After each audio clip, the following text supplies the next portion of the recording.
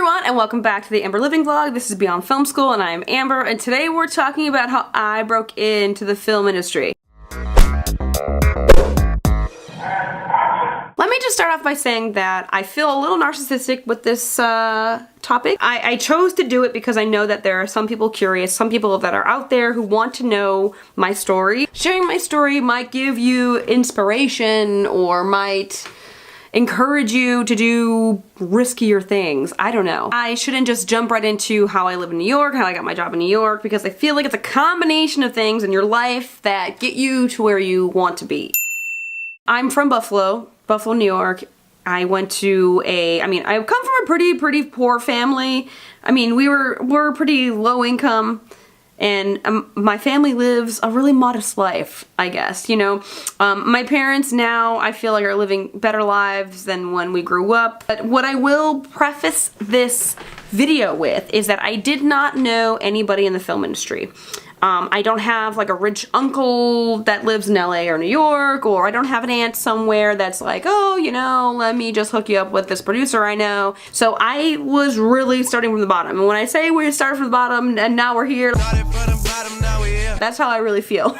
Like, legit. Not having any contacts. I didn't really know what I was gonna do with my life, and that's okay. If you were there, everyone goes through this, what am I gonna do with my life? If you know what you're gonna do at like age 8 and you are doing the same thing at age 60, God bless you, because there are other people out there who have no idea what the hell they're doing, and it's okay. I feel like the mass majority of people are like me. They didn't know what they were gonna do. All I knew is that I was gonna somehow be in the arts, and I almost went to school for political science, and then my first semester of college was crazy. I almost failed out, and I wasn't like a high school like bum, because I was like top of my class in high school, so for me to be like down and out in college was like, oh my god. Right, I wanted to go to college. I ended up changing majors to media production / media studies.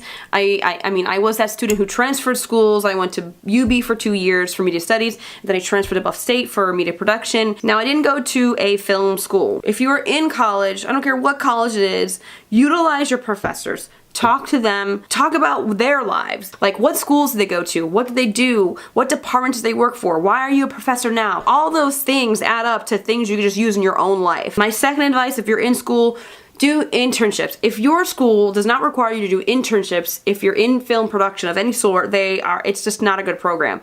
Take it upon yourself to do internships, because internships really get you out into the world. What I also did was chose the right classes that I knew would get me a demo reel by the time I graduated. If you have a demo reel by the time you graduate, good for you. This is what you should be doing. Now, I took courses that put me behind the camera. I took courses that got me editing. I took courses that got me to do, you know, work with real people in the real world. I had clients. I had to make a documentary for a certain high school program. I had to make a documentary about this youth theater company. I had to make a music video for a real music band. Like, all these things, like, those are real clients.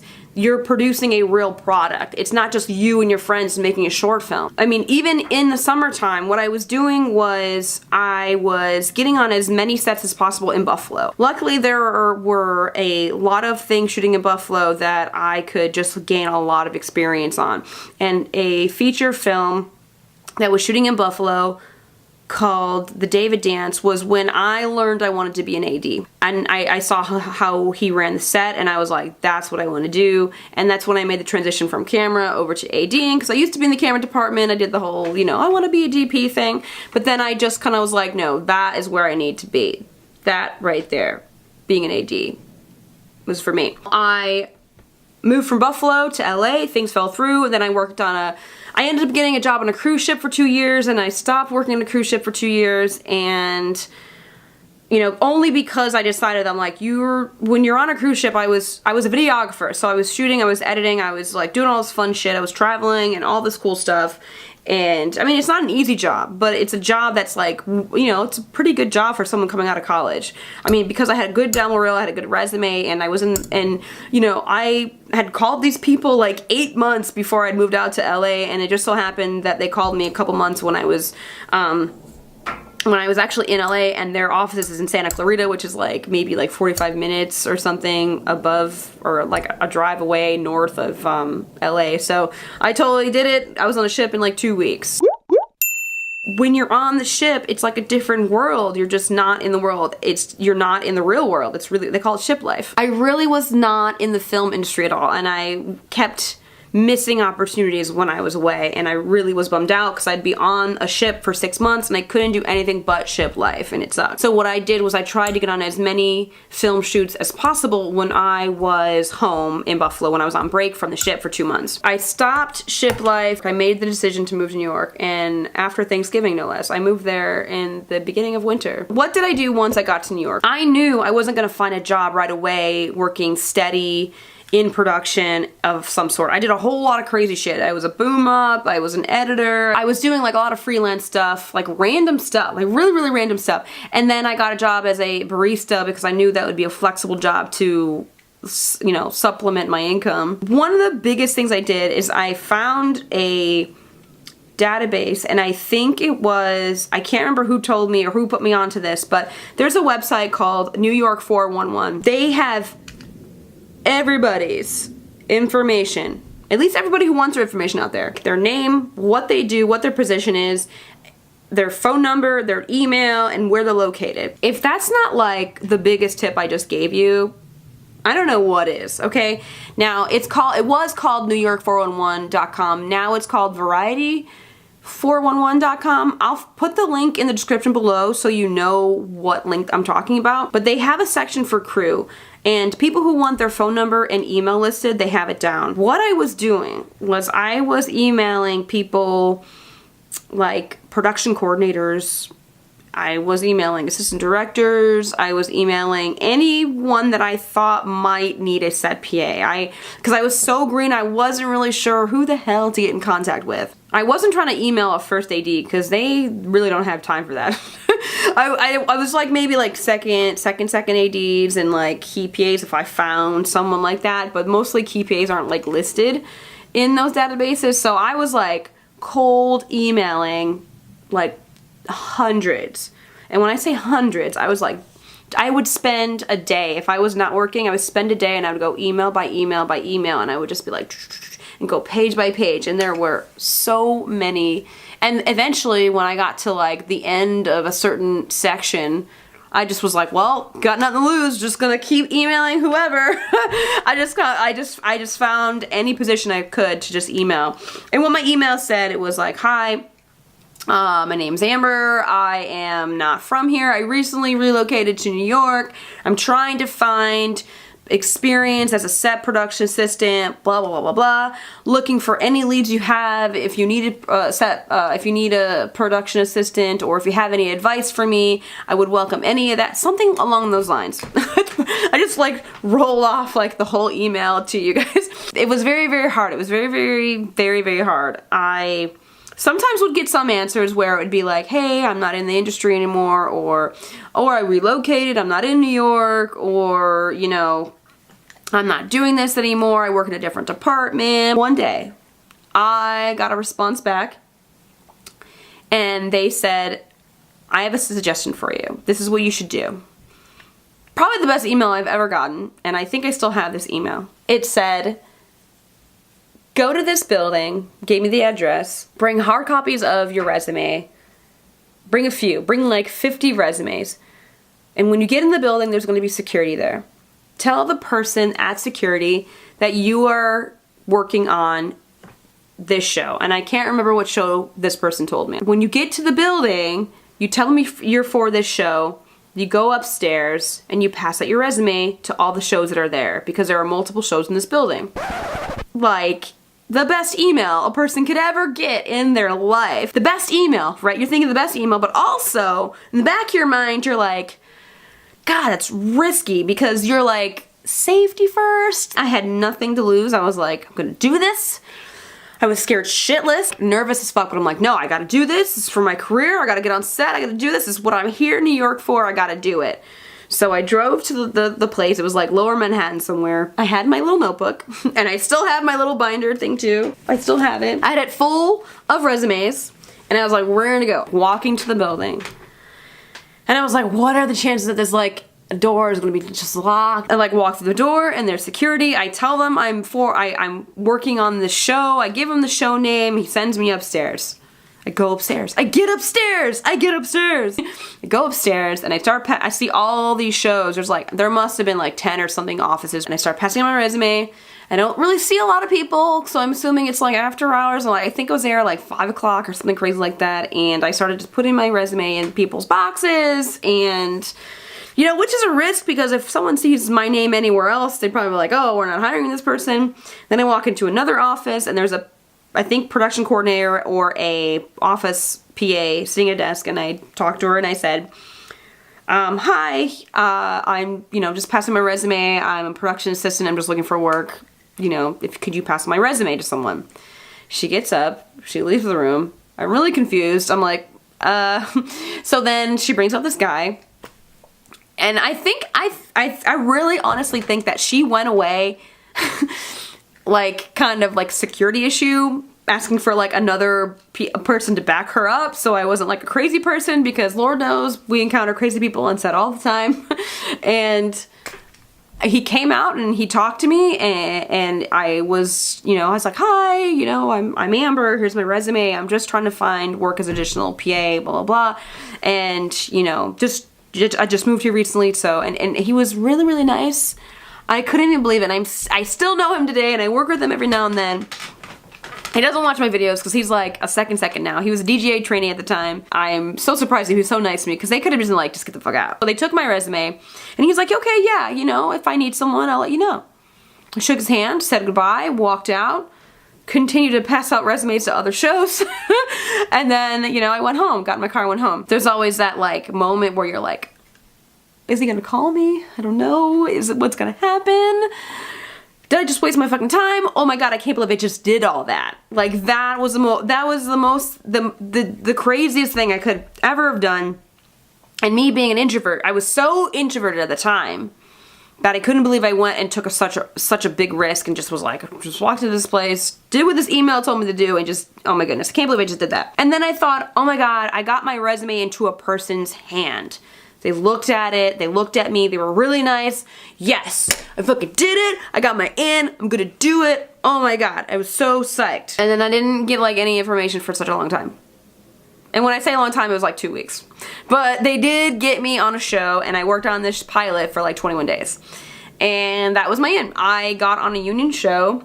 The pilot didn't go anywhere, didn't get picked up, but I worked 21 days on a show. I got to know a lot of people, and one person in particular I kind of bonded with a lot. He had 3 years of experience on me, so he's a second now. And he would get me on shows, he'd pass on my name, and that person would pass my name on to someone else, and someone else, blah, blah, blah. And basically this is what happens. You work on one show, they like you, they pass on your name because they want you to work. They want you to keep working. They want you to make sure you have a job. So that's basically it, right?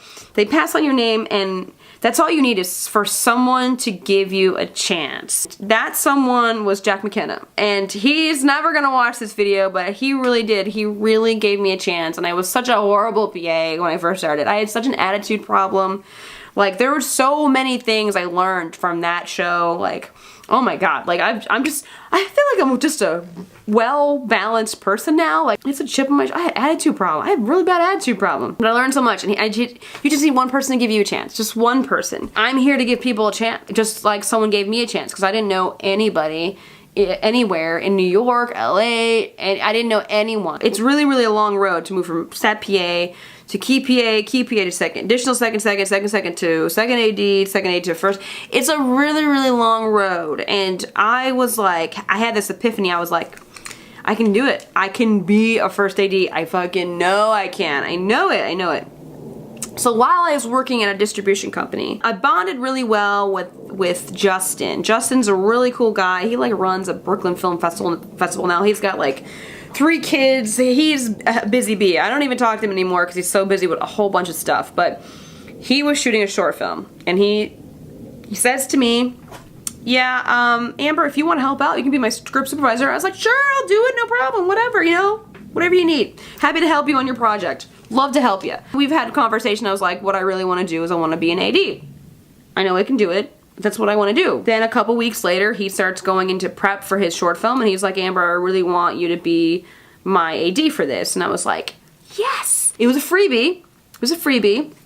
I've only done 2 gigs where I was a free AD for people. That was my first credit as an AD, and it's because a friend of mine had faith in me to run their set. They had faith in me to be their AD, and he gave me a chance to be an AD, and that was my start of my AD gigs. And I thank Jack McKenna, and I thank Alex Conway, and I thank Justin Timms, because those 3 guys gave me a chance. They had faith in me, and those 3 people are the 3 people that I have to thank for like what I'm doing with my life now. And let me tell you, I wasn't when I first started I was a shitty PA, and when I first started it was a shitty AD. So now I feel like I've grown so much, and it just you learn stuff as you go, and you just learn more and more stuff and how to do things better, and you just gotta be open to taking in criticism and taking in everything you're experiencing, and just take it all in. That was a really long story, and I feel like everyone has their stories, and I love listening to everyone's stories. So if you have your story, if you have your just a really cool, like, someone gave you a chance story, I would love to hear it. I have a DP that has the best like story about how he got started and how he was so hungry to find work, but I'm gonna save that for a podcast I'm gonna do. That is my story on how I broke into the film industry, and I feel like I have a good story. I don't know, I feel like since I was like trespassing and I like lied to the security guy, I'm like, oh, I don't know, I thought like that experience really is just amazing. So that is it for that episode. But what I got coming is production training, production assistant training. Now, that is coming soon, hopefully at the end of April. I'm probably going to make it April 20th if I'm not mistaken.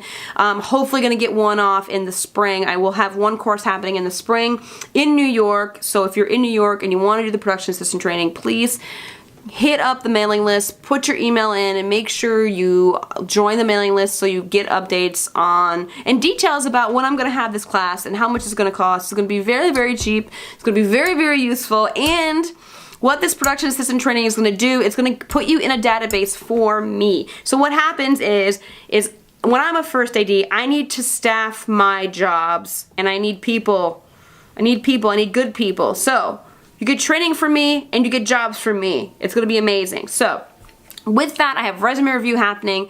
You can get a free code, but the free code is not gonna last very long. I have so many resume reviews to do, and it's becoming a lot, so I have to thin the herd by actually charging now. So the free code will not be up for very long. It's only $35 to get a full finalized resume from me. Thank you for liking my Facebook. Keep liking my Facebook. You'll get updates, all that jazz, pictures, movie memes, all that stuff. I now have a Beyond Film School Instagram, so if you can go to that, all things film, please follow me. I finally hit 50 followers. Finally, 50. I've only had the Instagram account up for a couple weeks. I also have we have a film crew database, and that link will be below. I have a free code for you. You can join the film crew database for free. Normally it's $45 a year to be connected to everyone in film. If you have any questions, comments, concerns, please comment below. I love feedback. I love different ideas, things you want covered, questions about your life, your career goals, anything. I'm willing to help you. This is what I'm here for. I'm here to help you guys get into the film industry like I did. I mean, you can do it, because I did it. You can do it, I know. So that is it for this week, and I shall see you guys next week.